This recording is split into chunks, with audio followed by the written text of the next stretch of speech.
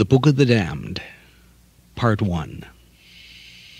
When ecologists find a predictable lifespan of a generation separating us from total extinction, it would seem that we have a duty to search for another interpretation of mankind's life story.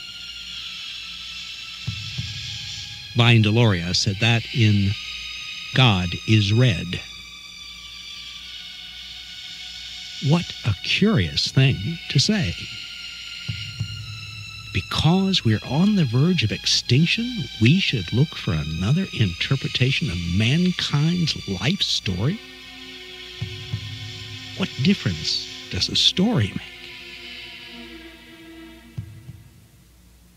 It makes a difference, because the story we have, we are enacting. We are making it come true. And in making it come true, we are pushing ourselves toward extinction. You know the story too. We all do. It's ambient in our culture. It's something everyone takes for granted. It's the story of mankind as told by Homo Magister, man the ruler, man the master, born in the birth of agriculture. Wherever Homo Magister rules, that's the way the story is told, because that's the way Homo Magister sees it. As Homo Magister tells it, the story of mankind is really a story about him. In his telling of it, the action only begins when he arrives on the scene. In the 3 million years before that, nothing was happening. People were just waiting to evolve into Homo Magister. He is the final product of human evolution. Man may become taller, stronger, or brainier, but he will always be Homo Magister. It is man's ultimate form. Even if Homo Magister topples the ecological balance of the earth, a few will survive, and Homo Magister will rise from the ashes to do it all over again. Even if Homo Magister engulfs the world in a nuclear holocaust, a few will survive. That's why we have bomb shelters, so Homo Magister can rise from the ashes to do it all over again. Because man was divinely appointed to rule the earth. It's God's problem, really. He made us this way. He made us to rule the world. It's up to him to save us. This is the story Homo Magister tells about the lifetime of man. It's the story we're enacting. It's the story that's killing us. A few hundred years ago, Homo Magister had a story he told about the arrangement of the universe. It was a wonderful story, and he was very fond of it. He'd been telling it to himself for more than 1,000 years. It had the simplicity of a self-evident truth. The planet Earth is the center of the universe. Everything in the universe revolves around man's home. Sun, planets, stars, the works. It has to be that way because man is the center of the universe. God made the whole thing for man, so obviously he put man in the center of it. Then a madman by the name of Copernicus came along with another story, a story that made sense of the actual celestial observations. He said that the Earth isn't in the center of the universe. It isn't even in the center of the solar system. The sun is the center of the solar system. The displacement of the Earth as the center of the universe was a blow to the pride of Homo Magister. But in the end, it saved him from making a fool of himself when he decided to visit the moon. If he had still believed that the sun revolves around the Earth, he would have gotten lost. But he had another story to fall back on, a story even older and more venerable. In a way, it was even better. It placed him at the center of creation. God was creating the universe so that he could create something else. He had to create suns and moons and stars and planets. He had to create the Earth. He had to put air around it and water in the seas and rivers. He had to create a complete biological community to live in it, from earwigs to elephants. All this had to be done so he could create man. Naturally, having gone to all this trouble to get man's home ready for its master, God made man so that he was ready to be its master. Man was born Homo Magister, born to rule the earth that had been made for him. He was born with a box of keys in one hand and a key to the box in the other. The box held all the keys to civilization. The key that opened the box was agriculture. In other words, so far as Homo Magister knew, man was born an agriculturalist and a civilization builder. By virtue of this story, man's place in the universe was secure, even if he wasn't physically at its center. He was the end product of creation, the creature for whom all the rest was made. Having made man, God stopped. Why wouldn't he stop? There was nothing more to make. It was a wonderful story, an inspiring story. But then, of course, along came Darwin. Homo Magister detested Darwin 1,000 times more than he had detested Copernicus. Darwin shattered Homo Magister's story of his birth.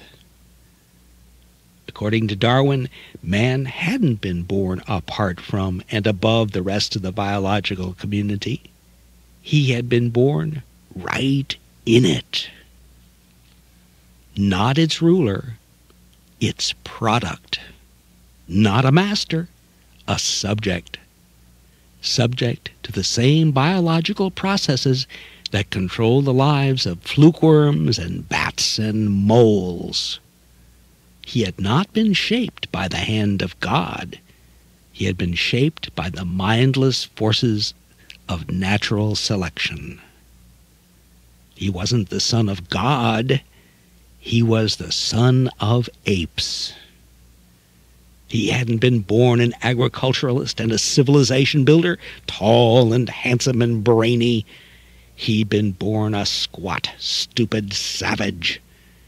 And he'd lived like a savage for hundreds of thousands of years, maybe millions of years. Homo Magister hated Darwin's story of man's origins. He couldn't ignore it completely, but he could do the next best thing. He could make it meaningless. Then he wouldn't have to think about it, because you don't have to think about irrelevant, meaningless things. And so he revised the story of mankind. Okay, it's true that man was around for 3 million years or so before Homo Magister appeared to rule the world. But there's nothing to think about in that. People weren't doing anything. in those 3 million years because they weren't fully human. Fully human life didn't begin with Homo habilis or Homo erectus or even Homo sapiens. It began with Homo magister, with man the agriculturalist and civilization builder, with me. Everything worth knowing I discovered. Everything worth having I invented. Everything worth doing I have done. Nothing people knew before that was worth knowing. Nothing people had before that was worth having. Nothing people did before that was worth doing. They lived and died for nothing, except, in the end, to produce me, the ruler of the world. Homo magister was ultimately forced to overcome his repugnance to the idea that the Earth is not the astronomical center of the universe. To get on with his mastery of the world, he was forced to deal with this repellent fact. But he has not yet been forced to deal meaningfully with the fact that his story, the story of man, the ruler of the world, represents only a half of 1% of the whole story of man. He hasn't built a totally new understanding of the story based on that fact. He doesn't want to. But if he doesn't, he's going to make an even worse fool of himself than just getting lost on the way to the moon. He's going to become extinct.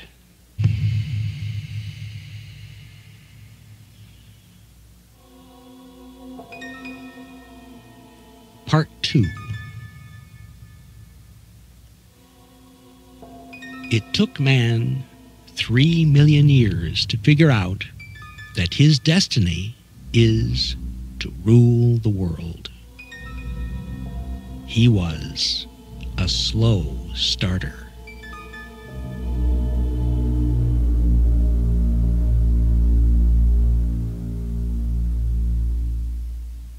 That's the way Homo magister, man, the ruler of the world, tells the story. It's the way he sees it. The first 3 million years of human life were nothing but a long, tedious build-up to him. 200,000 generations and not a shred of meaning in any of them. Homo magister understands the people who lived those futile, pathetic lives. They were what he calls hunter-gatherers. Definition by occupation. When Homo magister looks at the history of these people, he naturally perceives it as a void, because nobody was doing anything, except hunting and gathering, and of course, battering stones. It was the Stone Age. Definition by product. Homo magister would naturally see it that way. But it's not the only way to see it. Be imaginative. Forget products. Forget occupations. Imagine it a different way. Imagine that our ancestors were enacting a story, a different story from ours. Not a story about man mastering his environment. Not a story about man's conquest of the world. Not a story in which products and productivity figured at all. Go further. Imagine that enacting their story made their lives meaningful to them, the way enacting our story makes our lives meaningful to us. Go further still. Imagine a story for the entire lifetime of a genus, the genus Homo. Think of an outline for such a story.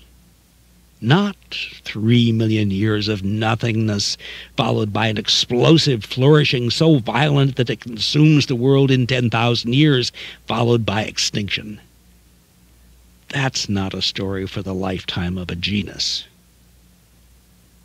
Stretch yourself.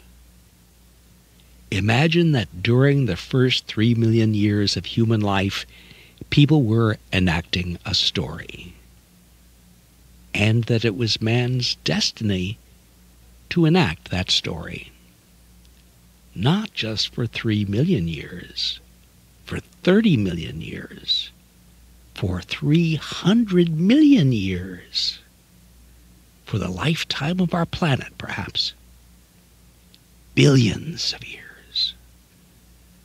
It was that good a story. It was a good story, good for the lifetime of a genus. But it was not a story about power, about conquest and mastery and ruling.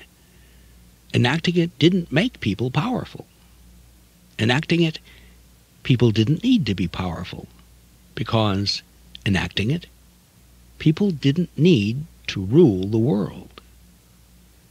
Imagine that ruling the world was something they thought they didn't need to do, because it was already being done, as it had always been done, as it had been done from the beginning. Imagine that they had a different supposition about the world and man's place in it.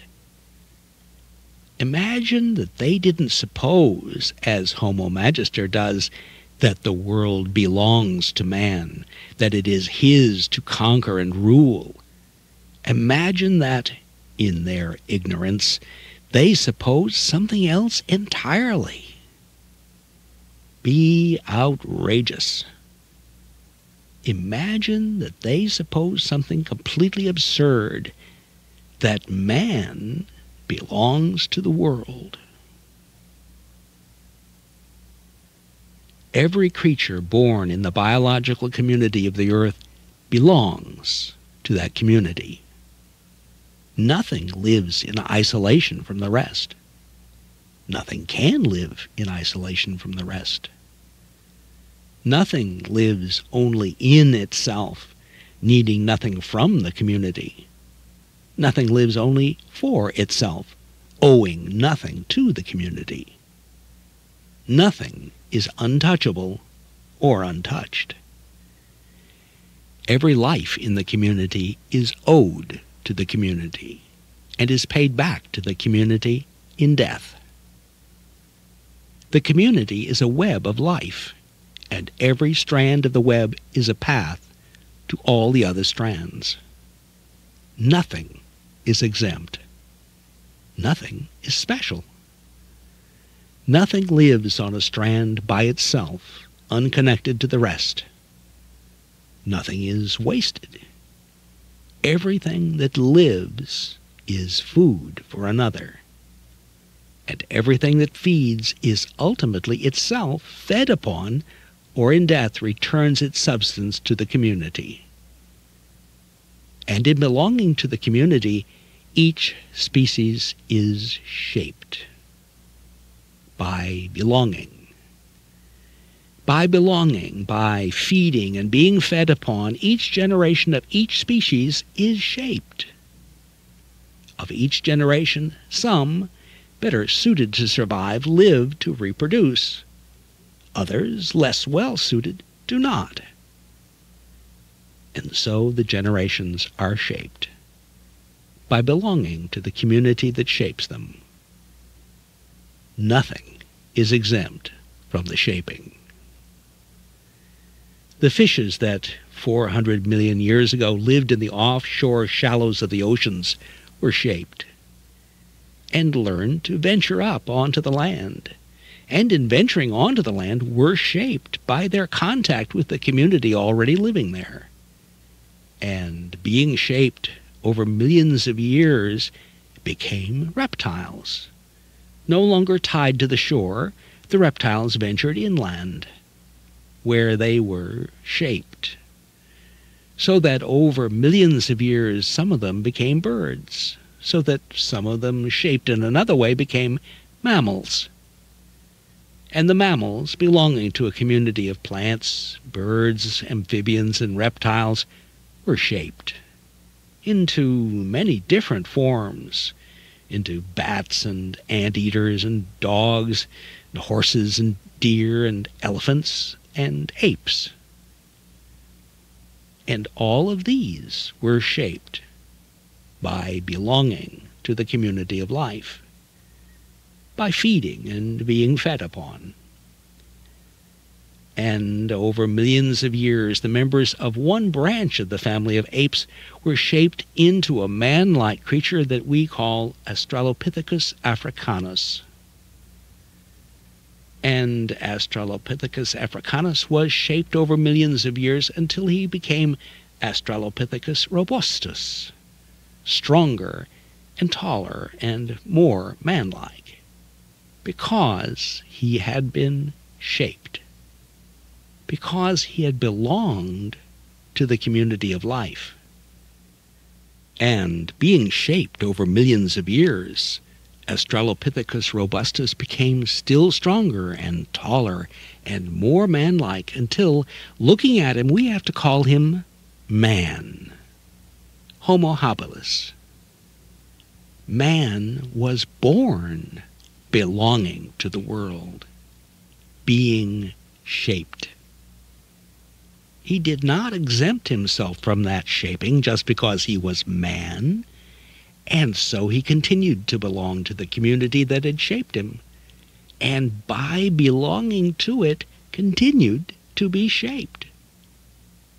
And being shaped, Homo habilis became stronger and taller and more dexterous and more intelligent, until, looking at him, we have to give him a new name, Homo erectus. And Homo erectus was born being shaped, and he belonged to the community that was shaping him. His life belonged to that community, and those of each generation who were less well-suited to survive in the community rendered back their lives at an early age, while the rest lived on to reproduce. And so Homo erectus was shaped so that he became stronger, taller, more agile, more dexterous, and more intelligent, until, looking at him, we have to call him us, Homo sapiens.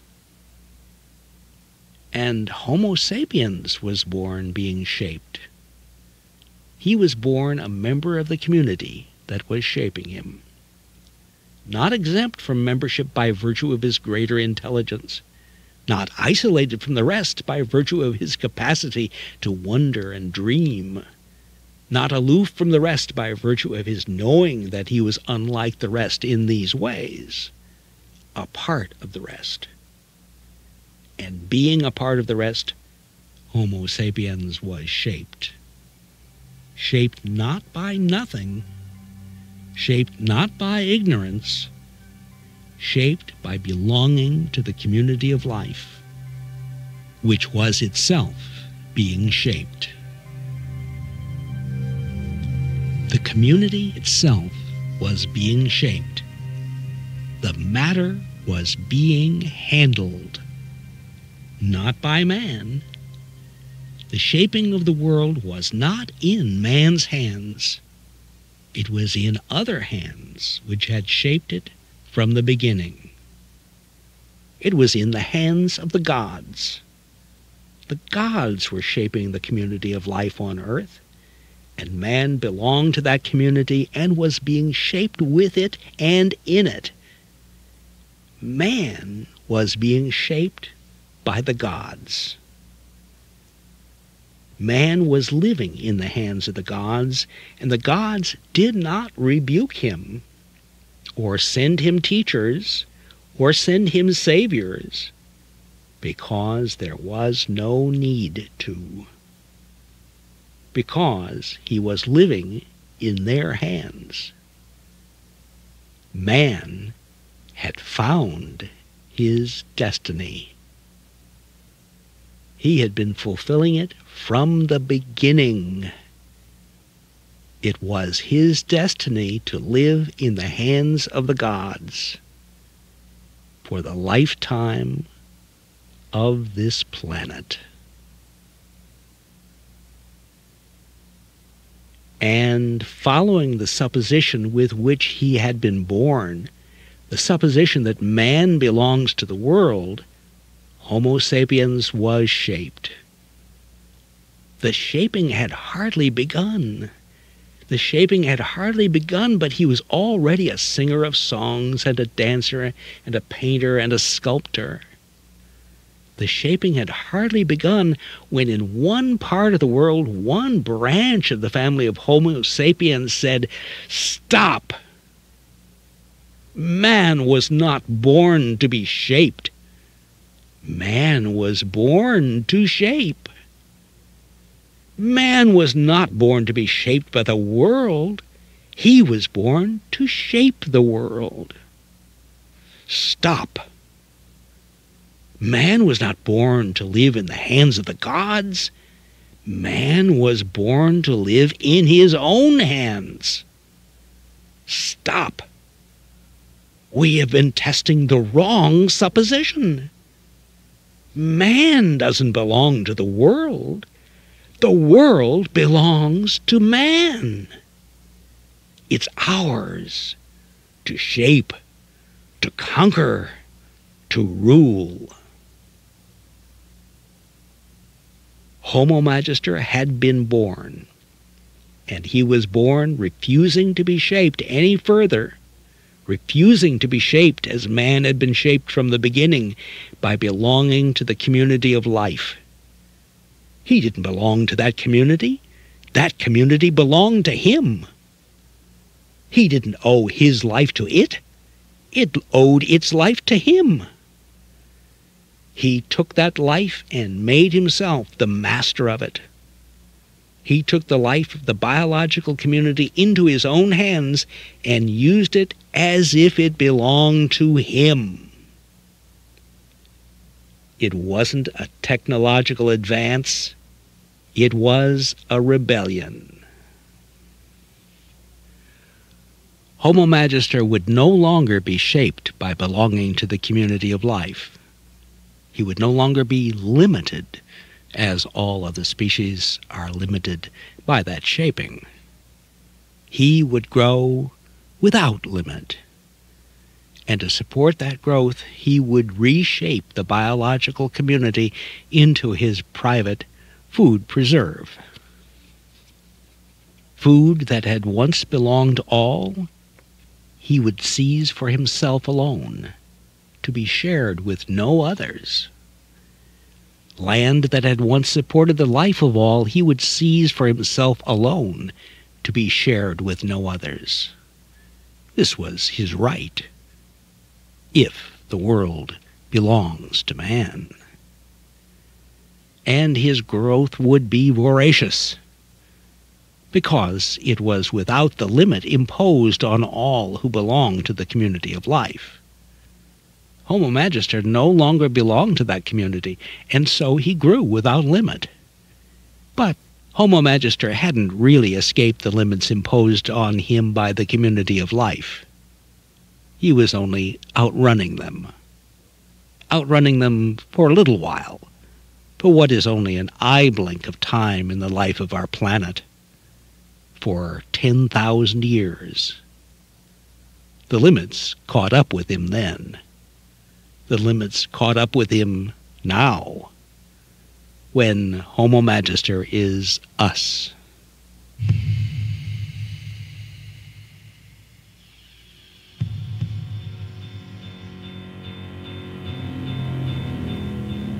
Part 3. God is a snob. When man first appeared in the world, he cut him dead. He took one scornful look at poor, scruffy little Homo habilis, then rolled over and went to sleep. He woke up a couple million years later and had another look. By this time, man was Homo erectus. A definite improvement, but still no one God cared to associate with. So he rolled over and went back to sleep. When he woke up a million years later, he saw that man had become Homo sapiens. This was more like it. But as yet, Homo sapiens was still running around half naked, still just a savage like Homo habilis and Homo erectus. So God shrugged and went back to sleep. Homo sapiens wasn't ready for him yet. The next time he woke up, a couple 100,000 years later, about 12,000 years ago, he was definitely encouraged. Homo sapiens wasn't quite an agriculturalist yet, but here and there he'd gone a bit beyond pure hunting and gathering. God watched his progress with interest. He knew what he was watching. The birth of fully human man, Homo Magister. He watched his early experiments with settlement based on intensive food collection. He watched the population of these settlements grow, until intensive food collection alone could not support their growth, so that they were forced to supplement wild crops with crops of their own planting. Their settlements grew more stable, more populous, until the collection of wild crops, even supplemented by crops of their own planting, was not enough to support their growth, so that they were again forced to convert more and more land to the exclusive planting of their own more productive crops, to support a population always one step ahead of food production. It was very inspiring. Homo Magister had crossed a threshold. He had become a true agriculturalist. And this was about 10,000 years ago. God was very gratified. Man had at last found the key to the box of keys. But Homo Magister was only in his infancy. He wasn't ready for God yet. Soon, God said, and took a nap for a few millennia. When he woke up, he wasn't disappointed. Homo Magister was really on his way now.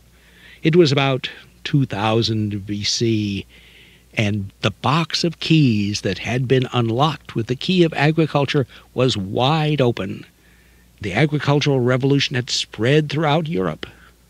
The early valley civilizations of the Near East were flourishing. Egypt and Mesopotamia and the Indus Valley were blossoming with cities. Mohenjo-Daro and Ur and Susa and Memphis and Heracleopolis and Coptos and others. A trade route 2,000 miles long carried the goods of wealth and power and technology. Copper, silver, gold, and ivory. Literacy was well established, and the foundations of geometry and mathematics were being laid. There could be no question about it now. Man was at last worth consorting with, at last worthy of divine friendship, divine guidance, enlightenment. It was time at last for God to begin to reveal himself to man.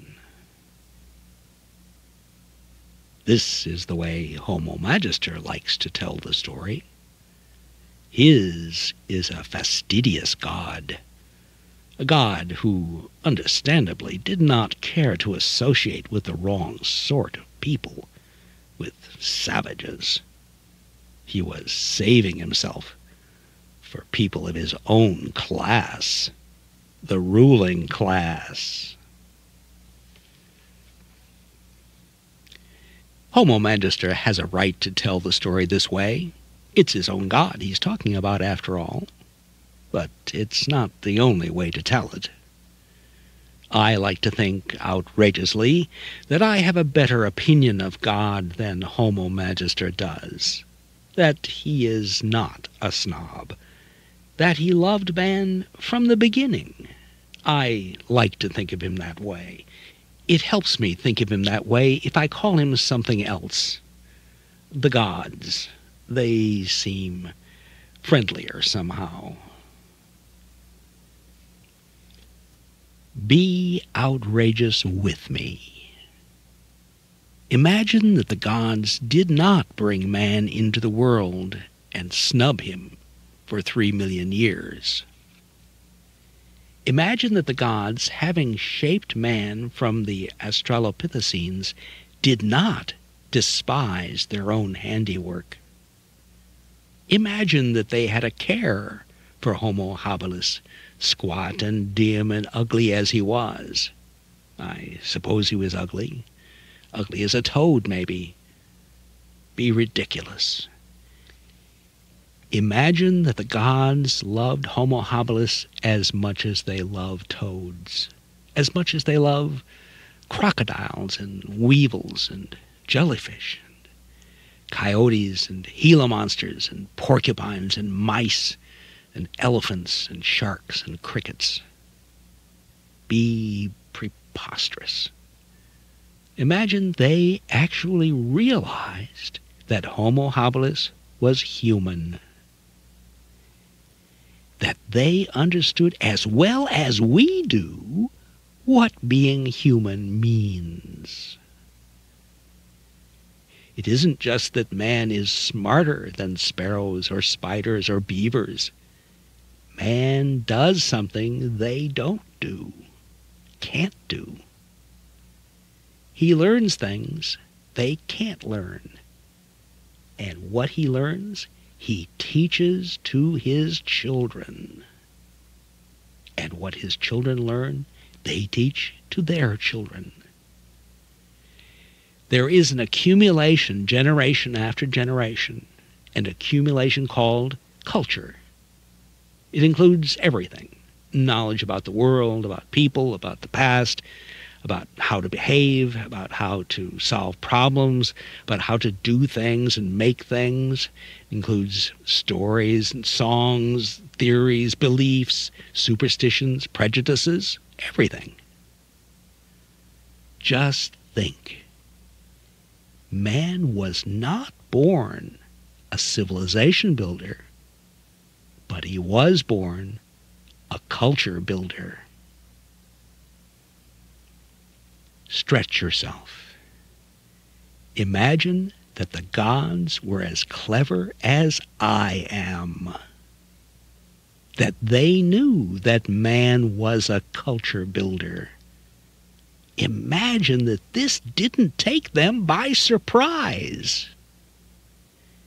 That they knew how to take care of culture builders as well as they knew how to take care of nest builders and web builders and dam builders.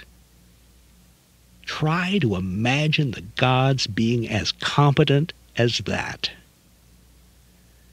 It's hard, I know, to imagine such a thing. Homo Magister has trained us to imagine God is really at a loss to know what to do with man. That there seems to be some problem there between God and man, and God can't seem to figure out how to lick it. He tries this, he tries that. Everything seems to work a little, but nothing seems to work very much. Nothing seems to produce the desired result, which isn't always entirely clear. It's difficult, but try to imagine that the gods I'm talking about were not baffled to know what to do with man. It's hard, I know, but try. Try to imagine something different from that. Gods who were not bunglers. Gods who knew their business. Gods who knew what they were doing with the world, with man. He needed a law. Just one that would keep him living in their hands, that would prevent him from taking his life out of their hands. They wanted life for Homo habilis, millions of years of it. And so he needed a law, just the one law, to keep him living in their hands. One law to be incorporated into whatever cultures he might build. Just the one law to be the basis for all his cultural experiments. And of course he would experiment, just as birds experiment with nests. How else was he to learn? How else was he to become more of what we mean by human except by experimenting? He would make mistakes. Of course he would make mistakes. They wouldn't hurt him so long as he lived in their hands. He had time to try everything, living in their hands. Cultures that gave people a good life would continue and grow, and cultures that didn't would disappear. Just the way successful species continue and grow, and others don't. Homo's cultural mistakes couldn't hurt him, so long as he lived in their hands. There was only one mistake that could hurt him, only one mistake that he must not use as the foundation for any culture.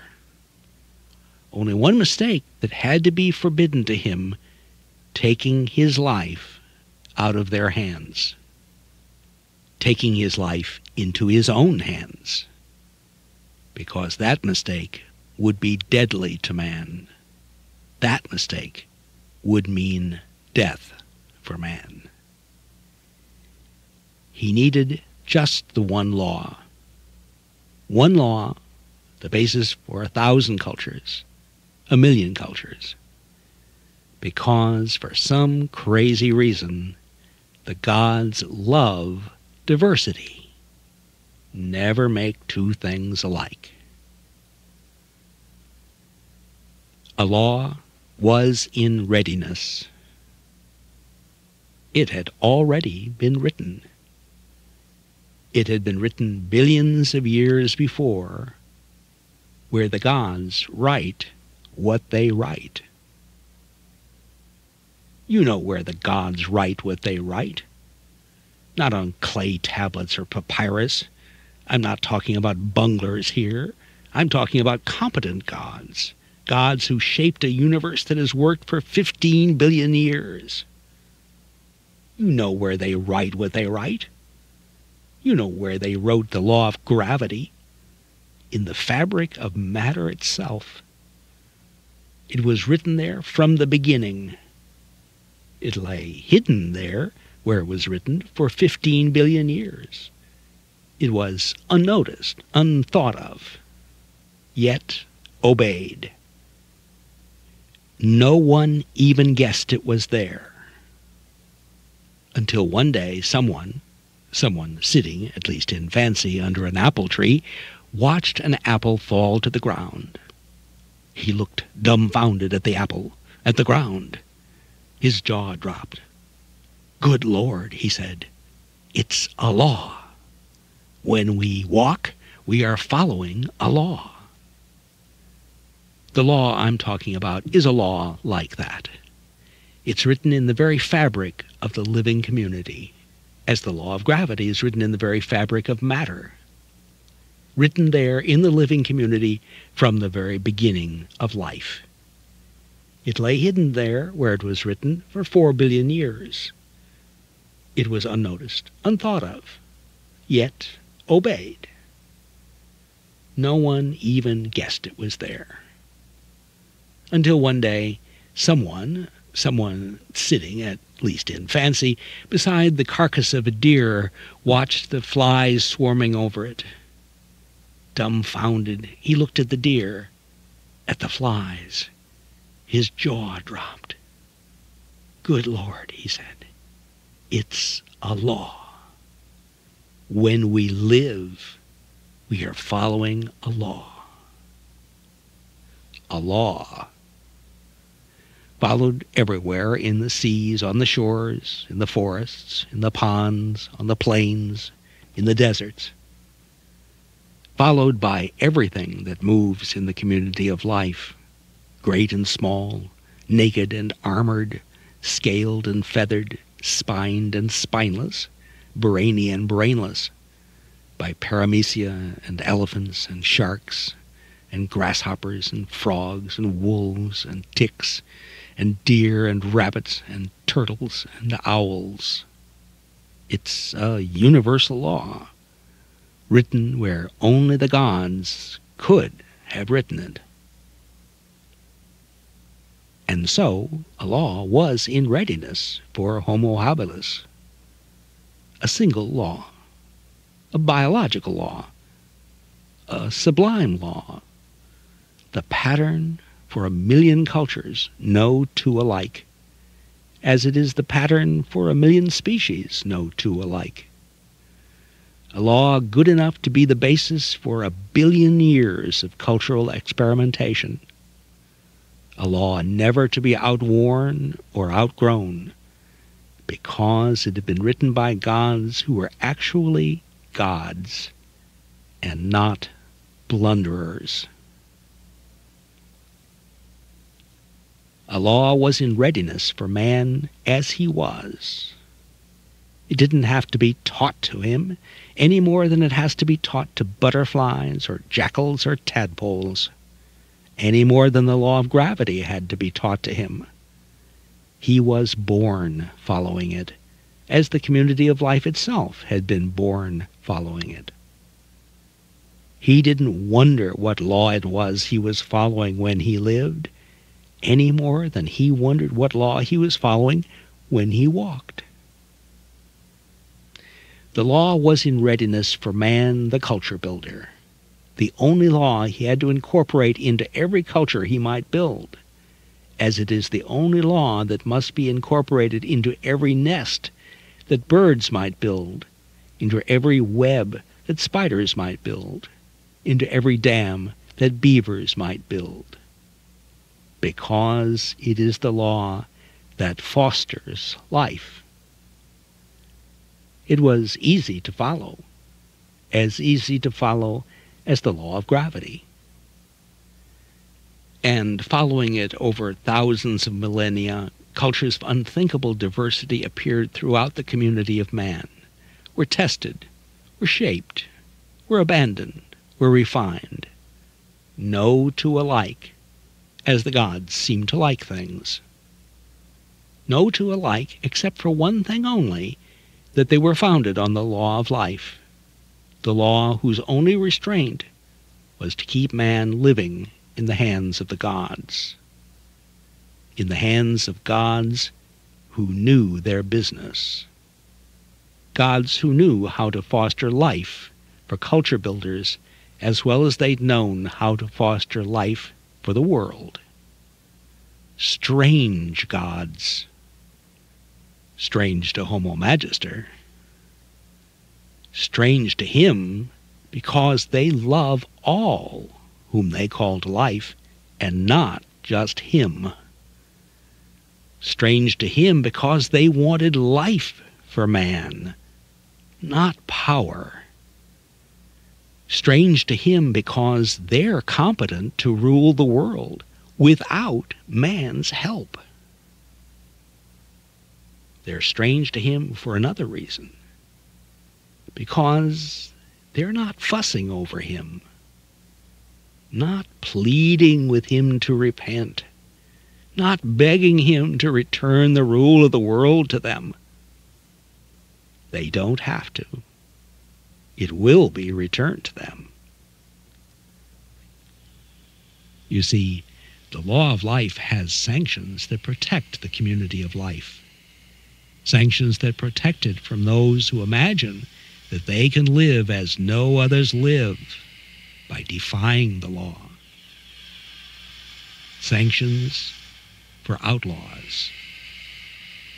Outlaws become extinct.